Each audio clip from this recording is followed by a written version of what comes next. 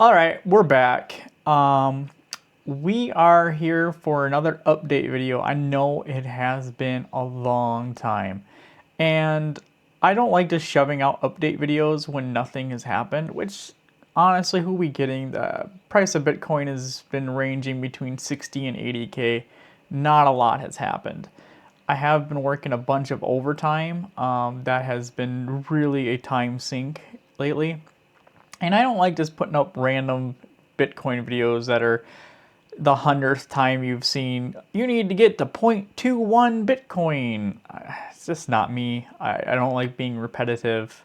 So, that being said, I decided to update some of the tools I'm using to show you guys my update videos.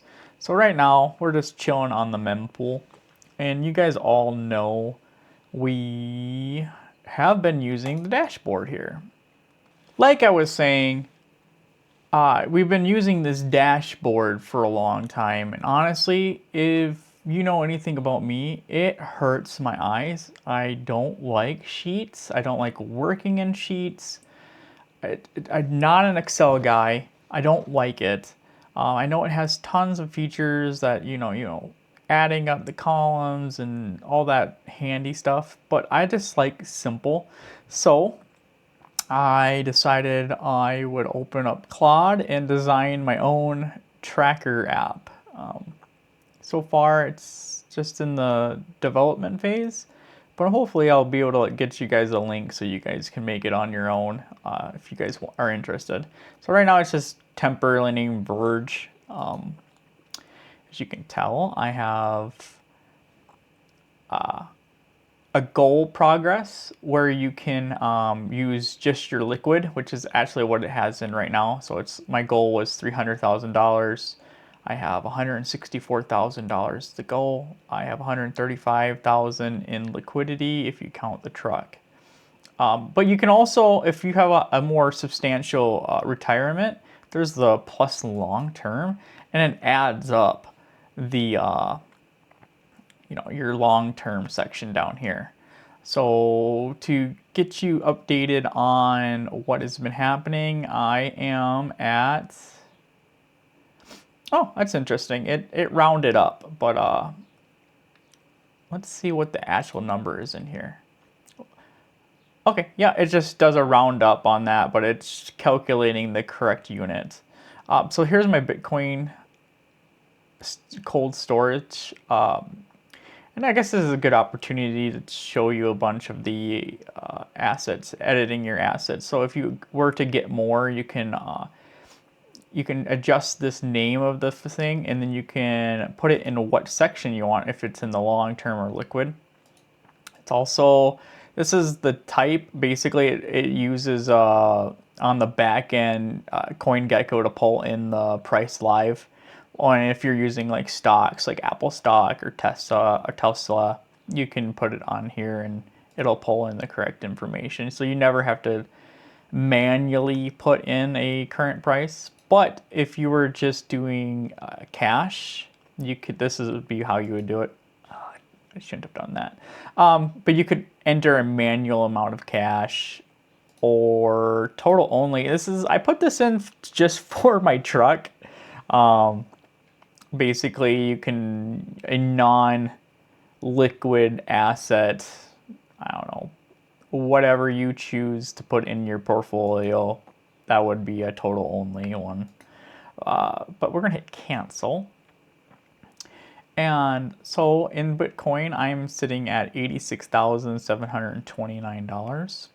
I am basically at $21,125 in cash between the money market account and my checking. I actually already pulled out.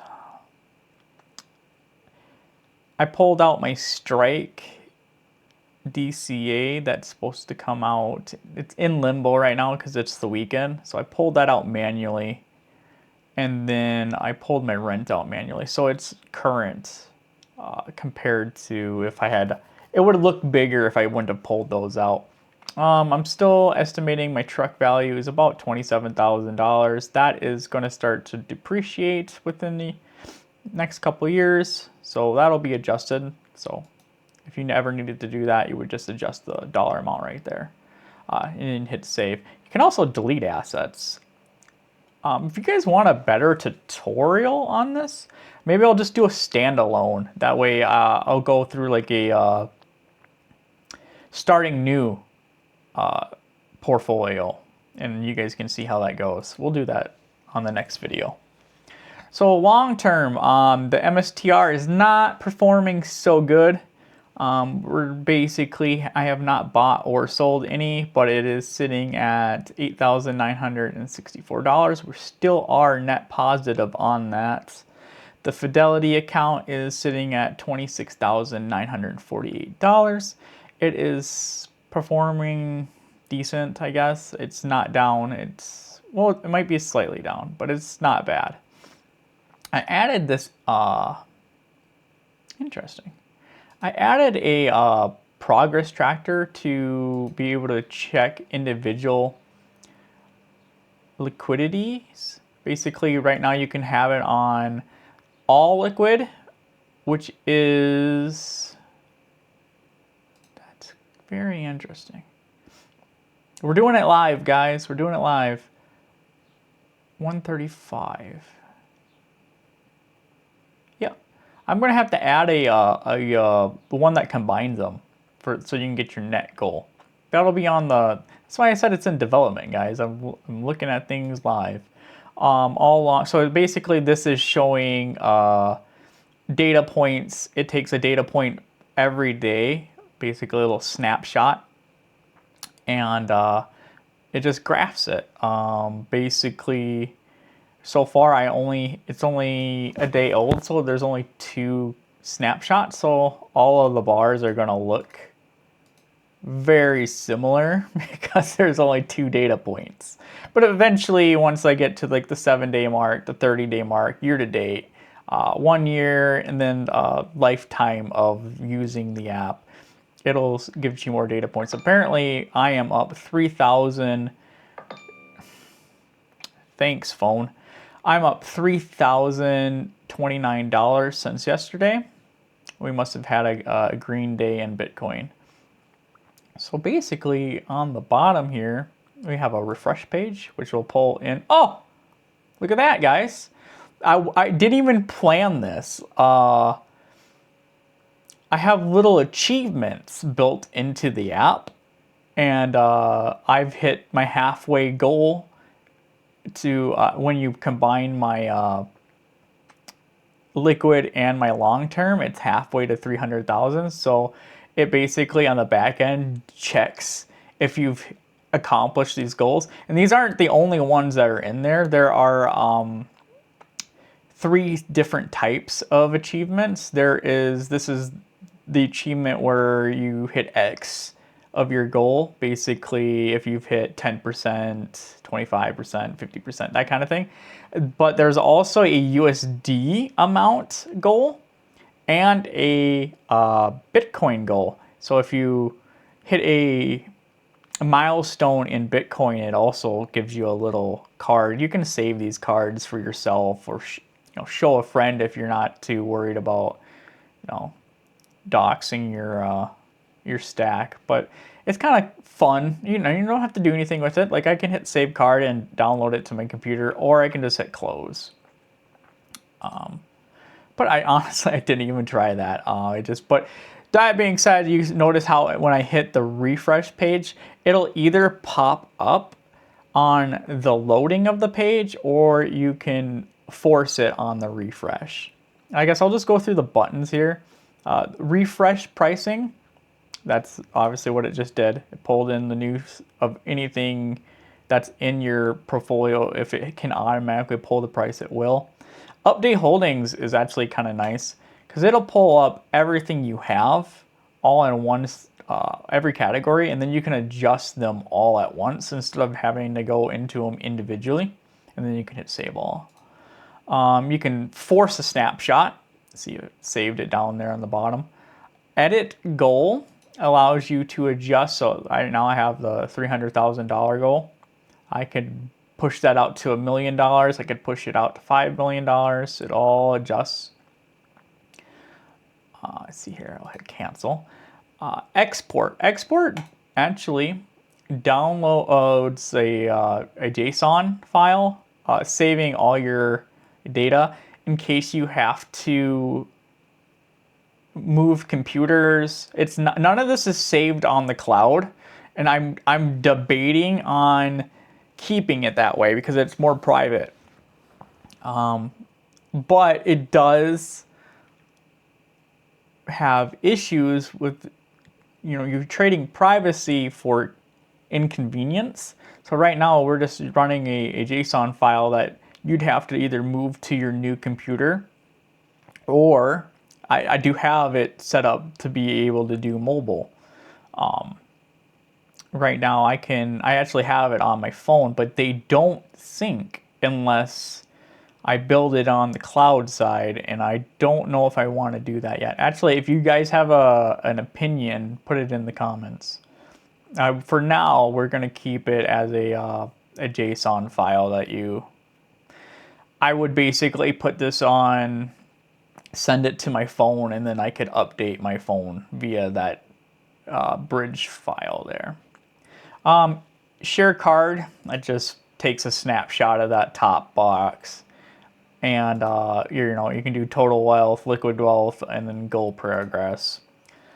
Import is how you would take that JSON file and then push it into the program. I have clear history. Clear history resets the charts. So if you don't hit that button unless you really want to. And a reset is basically factory reset. She'll bring everything back down to all zeros and then put the default assets in there. I did skip over one particular button, and it is Bitcoin mode. You notice how all the colors are pretty passive green, pretty normy, pretty.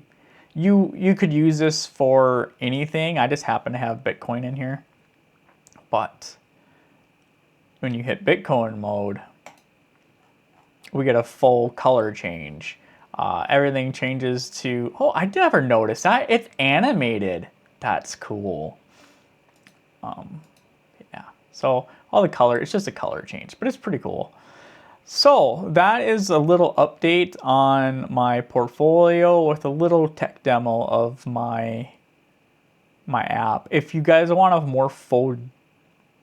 more detailed tutorial on this, I can do that. Otherwise, this is pretty self-explanatory, and if you guys want links, let me know.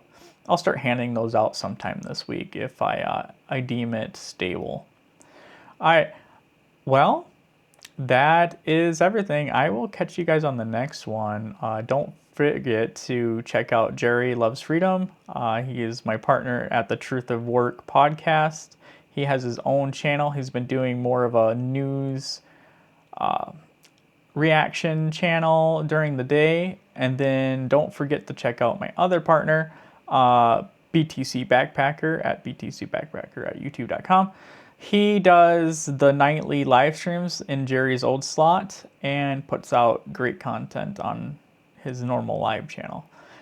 So don't forget to check those two out. Don't forget to check out my music reaction channel. It is on Off-Ramp Radio